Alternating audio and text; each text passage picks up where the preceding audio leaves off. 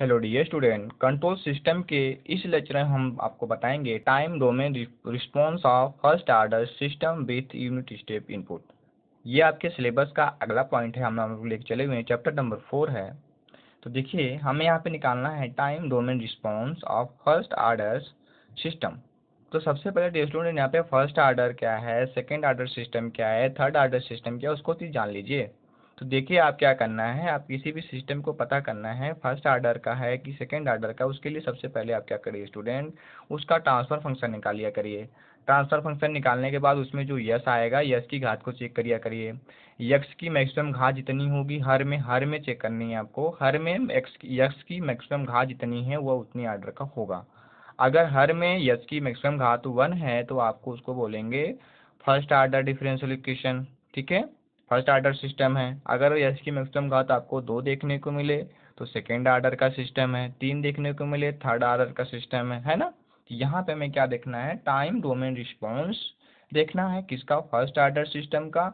Input कौन सा देंगे हम, यहाँ पे यूनिट स्टेप इनपुट देंगे। तो ये आपके सिलेबस का पॉइंट है, तो वीडियो को बिना स्किप किए हुए अच्छे से समझिए। देखिए, वह कंट्रोल सिस्टम जिसके ट्रांसफर फंक्शन के डिनोमिनेटर यानी हर में यस की हायर पावर यानी मैक्सिमम घात कितनी होती है, 1 हो, फर्स्ट ऑर्डर सिस्टम कहलाता है। तो यानी वह कंट्रोल सिस्टम जिसके ट्रांसफर फंक्शन में हर में यस की जो मैक्सिमम घात है वो कितनी है, 1 है।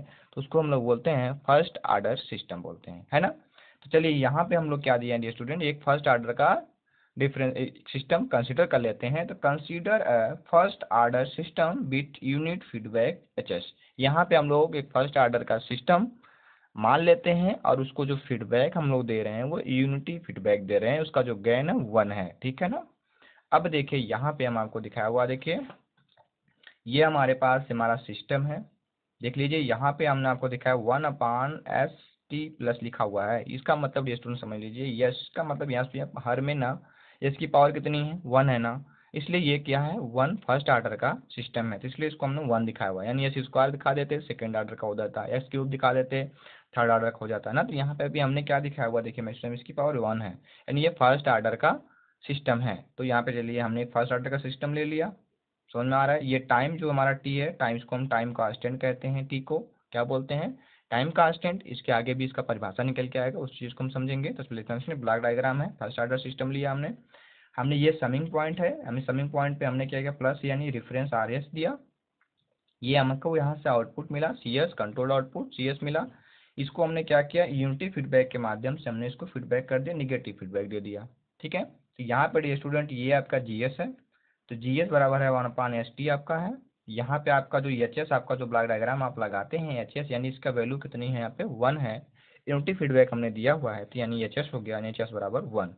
तो हम ऑलरेडी जानते हैं, we know that c s upon r s यानी आउटपुट बटे इनपुट का जो रेशियो होता है, आपको बताया थे फीडबैक सिस्टम का कंट्रोल ट्रांसफर फंक्शन कैसे निकालते हैं। तो यहाँ पे आपका आता है g s upon 1 plus g s into h s आता है ना। अब यही पे वैल्यू जी एस की वैल्यू एच एस की वैल्यू डी स्टूडेंट आप पुटअप कर दीजिए। तो c s upon r s जो इक्वल हो जाएगा, जी एस बराबर 1/ST पुटअप करेंगे, 1 प्लस 1/ST इंटू 1 हो जाएगा। जब इसको डी आप सॉल्व करेंगे तो ट्रांसफर फंक्शन है c s upon r s बराबर 1/1 प्लस सी एस टी। यानी ये जो कि जो आया हुआ है, इस सिस्टम का जो ट्रांसफर फंक्शन आया हुआ है, देखिए इसमें यस की मैक्सिमम घात कितनी है, 1 है। ये फर्स्ट ऑर्डर सिस्टम का क्या है, ट्रांसफर फंक्शन आपको आ गया। ठीक है, आगे समझ में ना। अब आती है, देखिए c s upon r s बराबर हो गया 1/1 प्लस एस टी, यानी ये ट्रांसफर फंक्शन हो गया। फर्स्ट ऑर्डर सिस्टम का ट्रांसफर फंक्शन कितना होता है, 1/1 प्लस एस टी हो गया। अब देखिए, यहाँ पे आपको दिखा रहे हैं, यदि सिस्टम में यूनिट स्टेप सिग्नल इनपुट के रूप में दिया जाए तो, यदि आप ये आर एस क्या है आपका रेफरेंस इनपुट है, सी एस क्या है आपका आउटपुट है। तो यहाँ पे डियर स्टूडेंट हम लिख सकते हैं ना, सी एस बराबर हम लिख सकते हैं, यानी आउटपुट बराबर हम लिख सकते हैं R S 1/1 plus S T. लिख सकते हैं कि नहीं लिख सकते हैं, बोलिए, आप लिख सकते हैं ना, ऐसे भी तो लिखा जा सकता है। तो यहाँ पे इनपुट हम कुछ भी दे सकते हैं ना, पैराबोलिक दे सकते हैं, रैंप दे सकते हैं, साइनसॉइडल, जो भी इनपुट आपको देना सिस्टम, तो हम इनपुट अपने तरीके से देते हैं, कोई भी सिग्नल दे सकते हैं। तो चलिए, यहाँ पे आपको सिलेबस में है कि आप यूनिट स्टेप सिग्नल के इनपुट दीजिए, तो देते हैं। तो आर एस जब हमारा यूनिट स्टेप सिग्नल होता है तो इनपुट उसका लाप्लास ट्रांसफर कितना होता है, हमें पता है 1/S होता है। यही 1/s स्टूडेंट यहाँ पे आप पुटअप कर दीजिए। तो देखिए आपके सामने दिख रहा है ये CS/RS बराबर 1/1+ST। तो यहाँ CS बराबर आप लिख सकते हैं RS/1+ST। RS की वैल्यू पुटअप करेंगे तो 1/S इंटू 1/1+ST।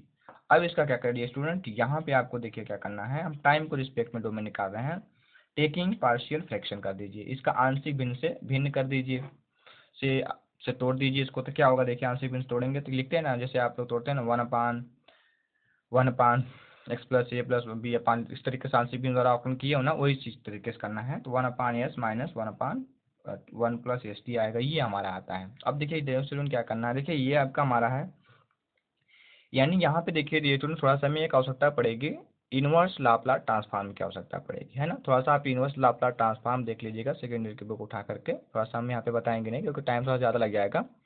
तो देखिए कंट्रोल यानी कि जो हमारा आउटपुट आया यस में जो आया हमारा, ये यस को हम लोग यहाँ पे कॉम्प्लेक्स फ्रीक्वेंसी कहते हैं। कॉम्प्लेक्स फ्रीक्वेंसी के रूप में जो हमारा आउटपुट आया हुआ है 1/s माइनस T/1+ST आया हुआ है। अब इसका हमें क्या करना है, टाइम के, अब यस को हमको टी के रिस्पेक्ट में टाइम में बदलना हुआ है, टी में, यानी यस को कॉम्प्लेक्स फ्रीक्वेंसी को हमें टाइम में बदल देना है। तो क्या करेंगे देखिए इसके लिए हम लोग, ठीक है, यानी कि टी को यानी अगर हम लिखते हैं कि टाइम के रिस्पेक्ट में, तो यानी कि अगर हम लोग लिखते थे ना CT यानी कि कंट्रोल आउटपुट, तो इसको हम लाप्लास है तो लिखते थे CS ना, तो हम CS करनी, जब इसका लाप्लास लिए तो हमको CS मिलता है ना। जब हम इसका CT का लाप्लास लेंगे तो CS लिखते हैं, तो अगर हम CS का इनवर्स लेंगे उल्टा करेंगे तो CT मिलेगा कि नहीं मिलेगा, वही चीज़ हमको उल्टा करना है यहाँ पे बस। तो taking inverse Laplace transform both side लेंगे तो लाप्लास इनवर्स CS हो जाएगा, Laplace inverse 1/s minus Laplace inverse T/1+ST। अब देखिए यहाँ पे हो गया लाप्लास इस CS का, अगर हमें CT का लाप्लास हमने लिया हुआ है स्टूडेंट, देखिए लाप्लास आप CT का लाप्लास हम लिखते हैं CS लिखते हैं, तो इसका लाप्लास इनवर्स क्या हो जाएगा CT बराबर आप लिखेंगे ना लाप्लास इनवर्स CS का लाप्लास इनवर्स CT लिखेंगे कि नहीं लिखेंगे, तो ये हमने लिख दिया देखिए CT। अब देखिए 1/s क्या होता है, 1/s किसका लाप्लास होता है, पहले आप ये अपने आप से क्वेश्चन करिए। तो 1/s किसका लाप्लास होता है, 1 का होता है, 1 का लाप्लास 1/s होता है, तो हमने इनवर्स तो नहीं उल्टा 1 लिख दिया। अब टी को कांस्टेंट, टी को आप बाहर करिए, 1+ST e⁻ST का इंटीग्रेशन क्या होता है 1/1+S होता है ना। तो यहाँ पे टी भी देखिए लगा हुआ है, तो यहाँ पे लिख दिया हमने 1/ST। तो e की पावर लिखिए, हमने लिखा हुआ टी को हमने बाहर किया तो टी से भाग किया, फिर e⁻t/t। अब इसका जब आप लाप्लास लेंगे तो क्या हो जाएगा आपका, ये फिर उल्टा आ जाएगा, है ना। तो T/1+T को हम लिख सकते हैं e⁻t/t, ठीक है, लाप्लास इनवर्स है। यहाँ से देखिए टी से टी कैंसिल हुआ था आपका, यहाँ पे बड़ा e⁻t/t। तो देखिए हमने क्या किया, कॉम्प्लेक्स जो हमारा आउटपुट यहाँ पे कॉम्प्लेक्स फॉर्म में मिल रहा था, कॉम्प्लेक्स फ्रीक्वेंसी के रूप में मिल रहा था, उसको हमने बदल दिया यहाँ पे टाइम के रिस्पेक्ट में, टाइम डोमेन के रिस्पेक्ट में। तो आ गया ना टाइम में ना, तो यही आपका सिलेबस है ना कि टाइम डोमेन रिस्पॉन्ड बताइए, यहाँ पे टाइम डोमेन आ गया कि नहीं। तो टाइम के रिस्पेक्ट हमारा आउटपुट आ गया, वो कितना आया 1 - e⁻t/t। तो इस चीज़ को आप ध्यान रखेंगे, वेरी वेरी इंपॉर्टेंट पॉइंट है कि फर्स्ट ऑर्डर डिफरेंशियल इक्वेशन का जो टाइम डोमेन रिस्पांस आउटपुट होता है वो कितना होता है 1 - e⁻t/t। इस तरीके से आपका उसमें आपने देखा होगा इंडक्टर का भी चार्जिंग आता है ना, ये सब फॉर्मूले अक्सर आप देखने को मिले होंगे। तो यहाँ पे देखिए जो हमारा टाइम है, यानी टी को हम यहाँ पे क्या बोलते हैं, टाइम कांस्टेंट कहते हैं। टी इज नोन एज क्या कहते हैं, इसको हम लोग टाइम कांस्टेंट कहते हैं। अब देखिए यहाँ पे क्या है कि यदि टी को, यानी टाइम जो हमारा है टी के बराबर है, टाइम कांस्टेंट के बराबर होगा, तो उस समय क्या होगा, अगर CT बराबर लिख सकते हैं 1 - e⁻1, यानी कि टी इक्वल टू टी करेंगे तो, या टी करेंगे तो 1 हो जाएगा, तो 1 - 1 पानी। और जो कि डियर स्टूडेंट ई की जो वैल्यू होती है 2.718 होती है। यहाँ पे आप इसको पुटअप कर देंगे की वैल्यू को, तो आप यानी इसको सॉल्व करेंगे तो आपको मिला 0.633। अब टी बराबर हमने क्या पुटअप किया हुआ है टी, तो टी पुटअप कर दीजिए। तो टाइम कांस्टेंट के रूप में अगर देखें जो आउटपुट होता है, देखिए कि ये आपका CT क्या होता है, कंट्रोल्ड आउटपुट होता है। आपको आउटपुट कितना मिला देखिए 63.2% ना, 63 इतना, फिर इसको परसेंटेज बदल देंगे तो 63.2%। इसका मतलब देखिए क्या हुआ कि अगर आपका टाइम जो हमारा है, अगर आपने सिस्टम को इनपुट दिया, अगर आपका टाइम जो है, टाइम हो गया, टाइम कांस्टेंट टी के बराबर हो गया, इतना टाइम आपने दिया, तो जो आपका सिस्टम का जो आउटपुट होगा पूरे फाइनल यानी 100% का लगभग आपको 63% आउटपुट आपको टी टाइम में मिल जाएगा। इसके बाद आगे टाइम बढ़ाएंगे तो उसके भी बाद में होगा ना। तो देखिए हमने लिखा t equal to time constant, तो ये चीज़ को आप ध्यान रखेंगे, टाइम कांस्टेंट टी में जो सिस्टम का आउटपुट होता है अपने फाइनल वैल्यू का 63.2% तक पहुंच जाता है। इस चीज़ को आप वेरी वेरी इंपॉर्टेंट है, हमेशा याद रखिए। कैपेसिटर भी इतने ही टाइम में इतना ही, यानी का फर्स्ट टाइम आवर ना टाइम कांस्टेंट में इतना परसेंट चार्ज होता है, इंडक्टर भी इतना होता है ना, ये सब चीज़ें ये तो बड़ा इंपॉर्टेंट आता है बार बार निकल के। तो चलिए यहाँ पे देखिए हम टाइम कांस्टेंट आपको दिखा देते हैं। तो टाइम कांस्टेंट टी की अगर हम वैल्यू की बात करें तो देखिए आप डेफिनेशन बना लेते हैं उसी बेस पे। तो टी यानी टाइम कांस्टेंट वह समय है जिसमें इनपुट सिग्नल अपने फाइनल वैल्यू का 63.2% पहुंच जाता है। अतः स्पष्ट है कि जिस सिस्टम का टाइम कांस्टेंट छोटा होगा यानी कम होगा उस सिस्टम का टाइम रिस्पॉन्स फास्टर होगा।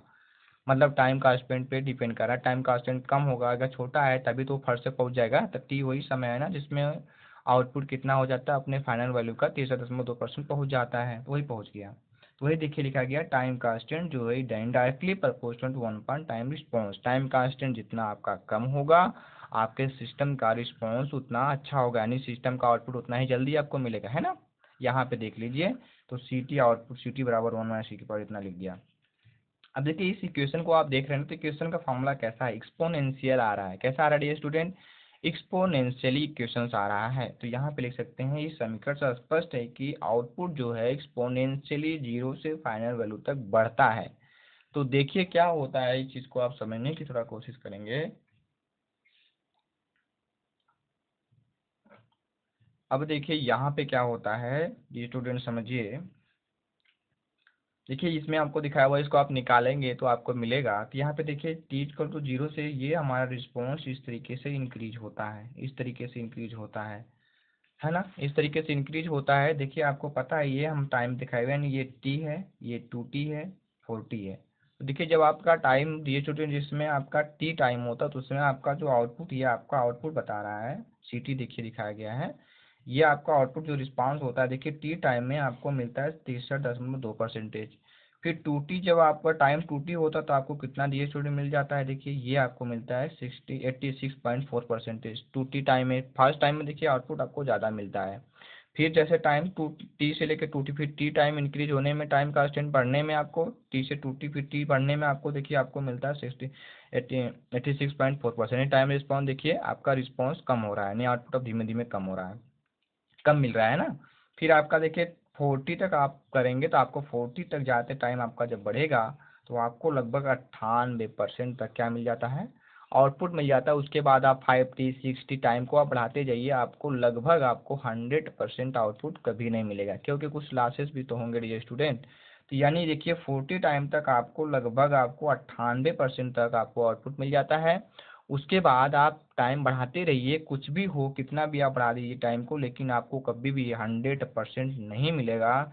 तो यानी कि 100% नहीं हुआ, नहीं कि आपको आउट इनपुट आप दे रहे हैं फिर उसके बाद भी आपका आउटपुट नहीं बढ़ रहा है, तो इसको बोलते हैं स्टेडी स्टेट आ गया। और उस समय यानी जो आपका आउटपुट जो कमी हुई 98% मिला, 2% आपको आउटपुट नहीं मिला है ना, तो वो त्रुटि हो जाती है। इसका मतलब वो कहाँ चला जाता है, लॉसेस में चला जाता है। तो उसको बोलते हैं हम लोग स्टेडी स्टेट एरर बोलते हैं। तो हमेशा देखिए किसी भी सिस्टम में स्टेडी जो स्टेट एरर की जो वैल्यू होती है याद रखेंगे 2% से लेकर के ये होती है 5% तक।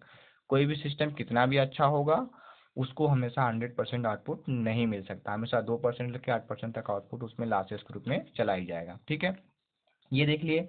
तो 4t टाइम से लेके इस टाइम को इसको हम लोग बोलते हैं ट्रांजिएंट टाइम।